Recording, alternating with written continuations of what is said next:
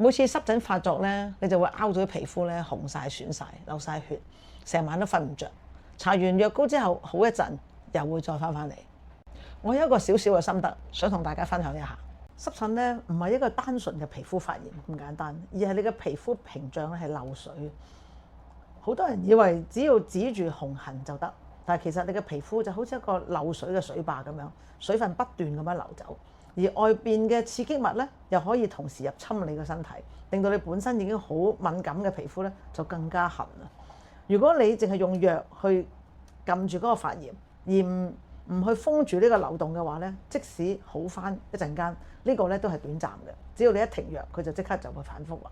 所以要先重建屏障，要將呢個水壩咧收翻好，皮膚先至可以復原，先至可以減少濕疹發作嘅次數嘅。Save 低呢條片，下次有需要攞翻出嚟再睇。